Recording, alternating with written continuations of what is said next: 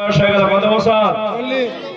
তাহলে এই 40 বছর বয়সে নবীজি সাল্লাল্লাহু আলাইহি ওয়াসাল্লাম কোরআন পেলেন। আর কোরআন যদি কত বছরে পেয়ে দেয়, কেউ যদি জিজ্ঞেস করে বলো কোরআন নবীর উপরে কত বছর অবতীর্ণ হয়েছিল, বলতে পারবে? বলুন, জোরে বলুন। জানা কত? 45 বছর। 40। আর কত বছর ধরে অবতীর্ণ হয়েছিল যদি কেউ জিজ্ঞেস করে? 23 বছর ধরে। তাহলে নবী আর কত বছর বাঁচবে? 23 বছর। সে দাঁড়া বলছে 63 বছর বাঁচবে। এবার 40 বছরে কোরআন পেল, আর 23 বছর ধরে কোরআন অবতীর্ণ হবে, তাহলে কত? 23 বছর বাঁচবে বাবা। একবার জোরে বলো নারে তাকবীর। সেই নবীকে আমরা মহব্বত করব। সেই নবীর নামে এই ঠান্ডা লাগা অবস্থাতে একটা গজল বলবো। কারা কারা শুনবেন না হাত তুলে? नहीं बोलेंगे।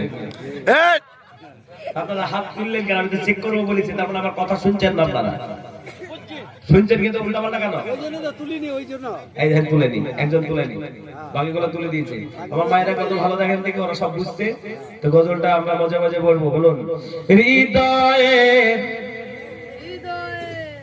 হৃদয়ের গভীরে রেখেছি যারে, হৃদয়ের গভীরে রেখেছি যারে,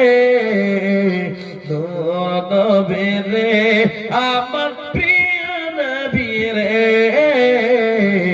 এদিন নবীরে আমার প্রিয় নবীরে। যদি বলুন না, সুবহানাল্লাহ। আবার সাথে সাথে বলেন, হৃদয়ের।